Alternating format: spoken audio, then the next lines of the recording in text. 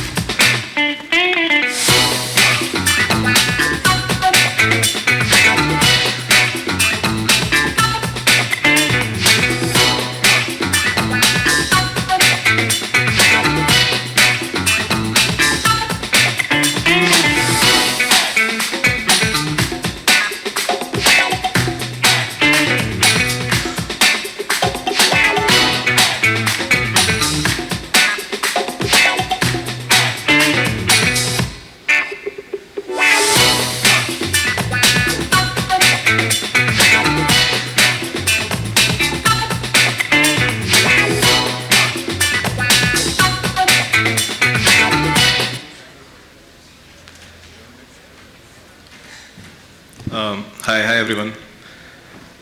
Thanks, Srijan, for giving us a glimpse into how digital lending has transformed over the years, and how there is a need for a platform that allows you to adapt your policies quickly and optimize them. So I'll quickly go back to the deck and showcase you, talk about the policy life cycle. Just a sec. Okay, so let me just, yeah. Okay, so typically if you look at any credit policy life cycle, it starts from creation, and then you would want to test your policies either by your historical data or using some fresh scenarios. And after testing, you'll be deploying the policy, and deployment happens. So we in Sentinel support deployment in different stages. So we have, I'll be showcasing this using a live demo. And once the policy is deployed, you would want to then review the cases that are coming onto the platform, and finally have an analytics portal where you can review, how your policy is performing. So this is typically the life cycle of any credit policy. Now I'll go to the product and showcase you how we can use Sentinel AI to create a very simple use case that is that you can that is usually there in your credit. If there are some checks that you would want to do. Let's say I would want to just give me a second. Yeah. Let's say I want to create a set of policies for underwriting your thin file customers, and these are the common checks that you would want to have. Let's say age, bureau score, the DPD checks, and inquiries. Now ideally you would have your tech team to create these policies, and there would be a life cycle wherein your policy maker gives a document to the tech team creates the policy, and the ideal time to market takes around weeks for this to happen. Now let me showcase how Sentinel AI allows you to create this by just specifying the parameters that you would want to give, and the tool will create the policy on the go. Okay, so this is the workspace that we have, and the way we look at policy is in the form of workflows, and there are certain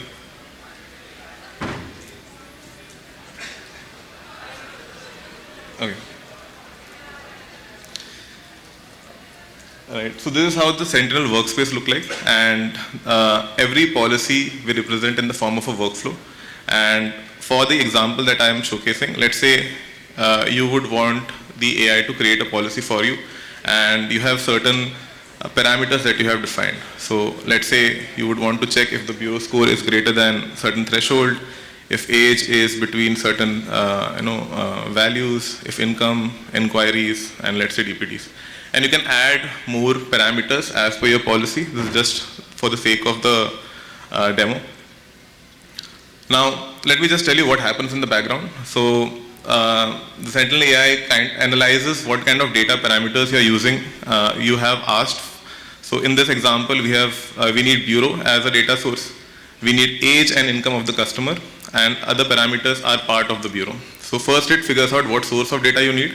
Second, it tries to figure out the parameters from bureau. So I need inquiry, I need DPD, and bureau score. So these are the three parameters that we have fetched from bureau. And at the end, it tries to it understands the flow of the workflow. So it first added a source node with bureau.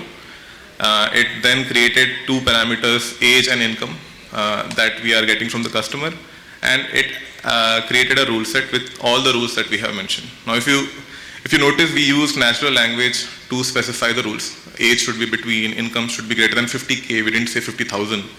And even the inquiry. So these are parameters that we have created on top of bureau. We have the same on top of bank, device, GST. So if you see, we have a list of source that you can use to create such models.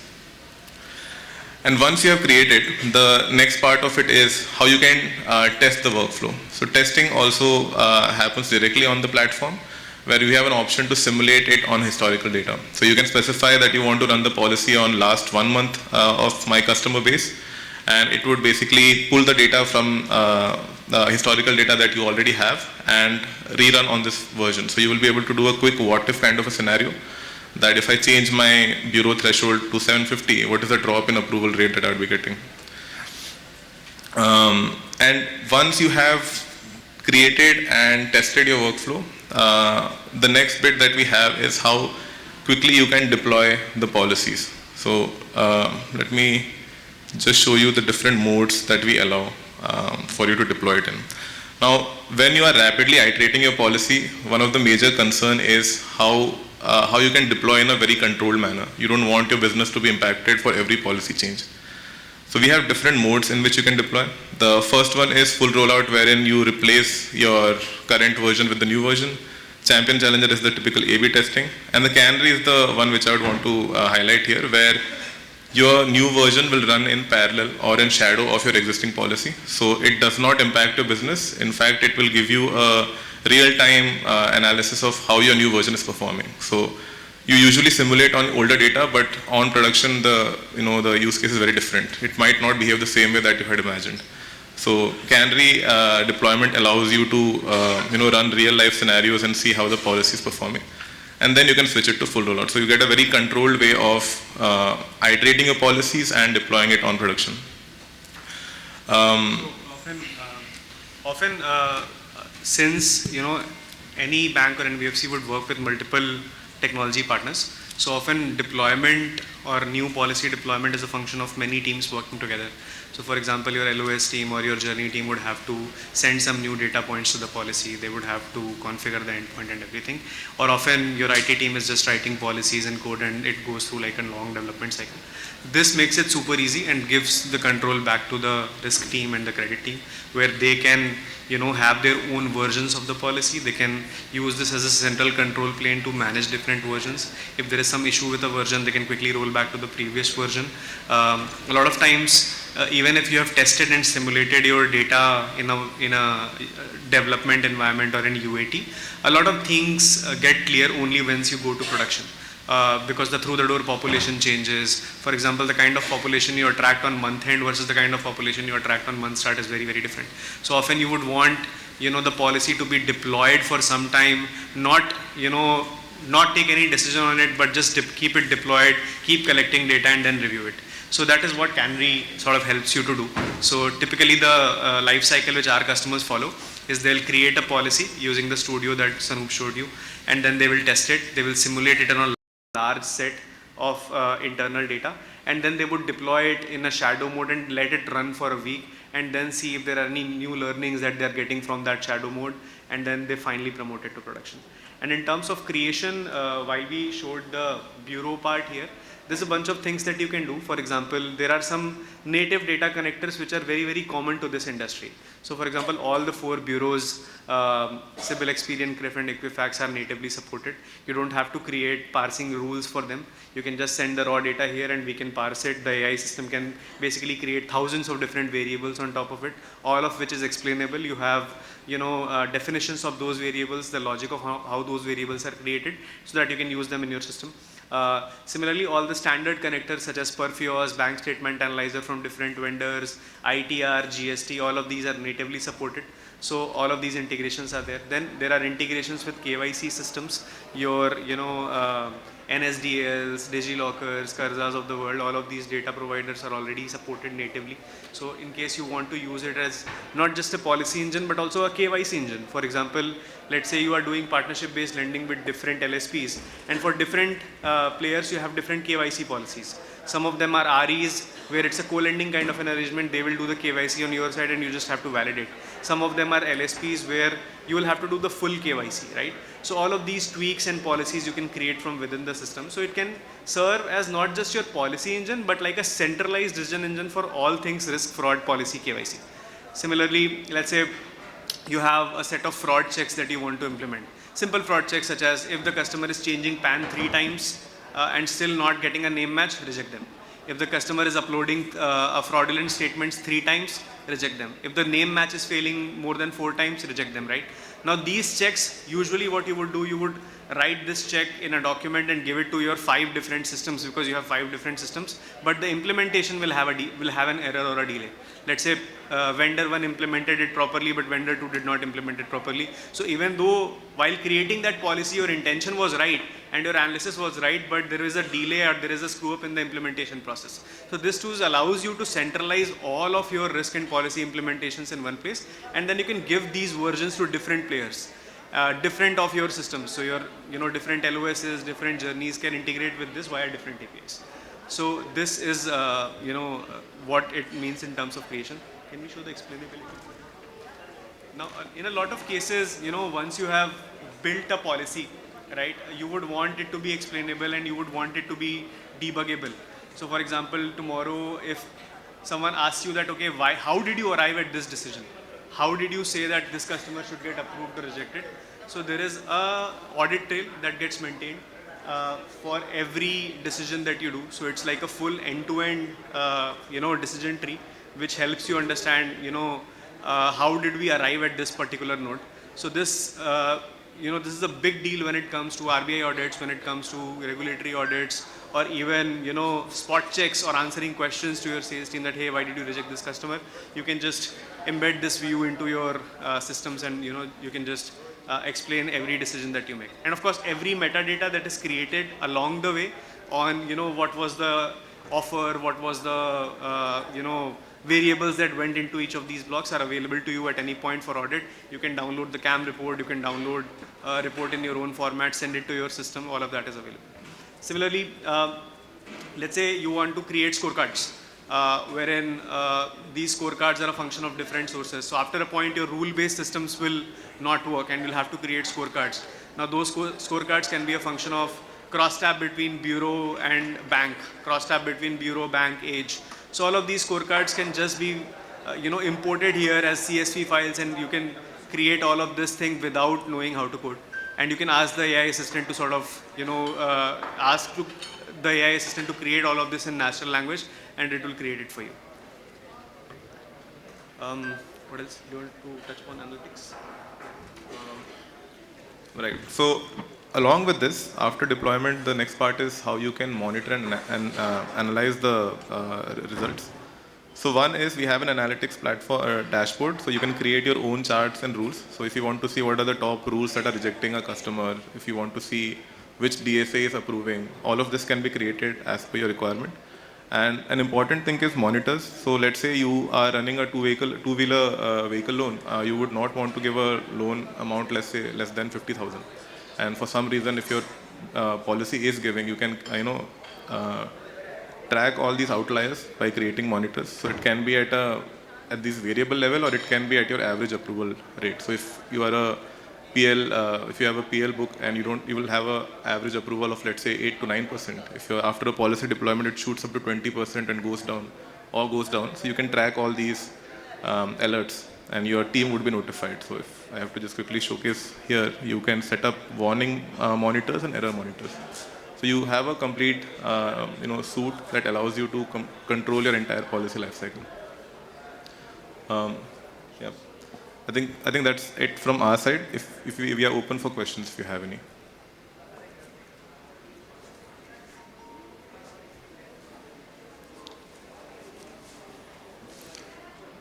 Okay. Thank you everyone. Thank you. Thank you for a very informative session. Thank you. Do we have any one question we can take, if have anybody had? We have one question. Quickly.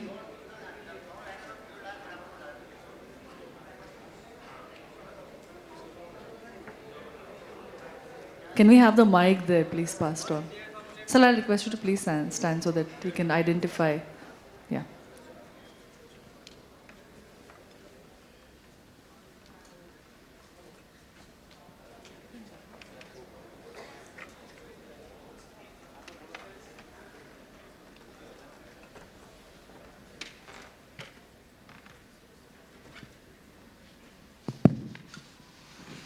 So this model once installed will work forever, or it needs updates time to time, or checks whether it's working well.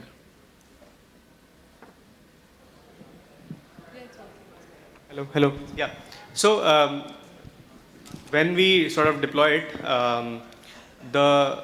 our team keeps on updating it from time to time. The core platform gets updates, every week or every month. And then there are necessary checks and balances that are there for you to monitor the performance of the model. Now, you can monitor the performance of any third-party system that we are using for building this model, or you can monitor the performance and the latencies and everything of your own model as well, and you'll have a dashboard for that. Yeah. Any other questions? So some key ways in which the customers are using it is not just underwriting, but also to sort of power the different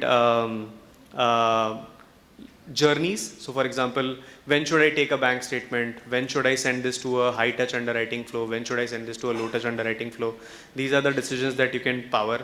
You can power deviation matrices within BRE. So now every NBFCs or banks deviation system or sanction conditions are a function of a lot of things. So let's say you have different sanction conditions for different loan products. If you have, depending on customer profile and depending on policy, you have different approving authorities. So in some cases, the ZCM will approve. In some cases, the NCM will approve. So all of these dynamically changing things, you can sort of put it on the BRE, and that's how a lot of our customers are using it. Cool. If there are any more questions, feel free to sort of meet us at the booth. They will be around, so you can always be in touch with them also. Yeah. Thank you so much. Thank you. Can we have a huge round of applause for them? Also, I'll request you to be here. I'll call upon Ajay Bhatia, Chief Risk Officer, Cholamandalam Investment and Finance Company, to kindly join us on stage to felicitate Srijan Nagar, co-founder, FinBox, and Sanoop Sashindran, product lead. Thank you.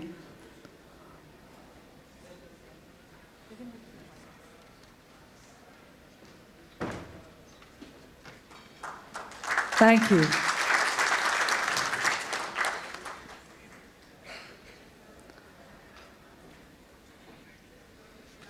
Thank you, Mr. Srijan. Thank you, Mr. Sanoop. And of course, huge round of applause for both of them.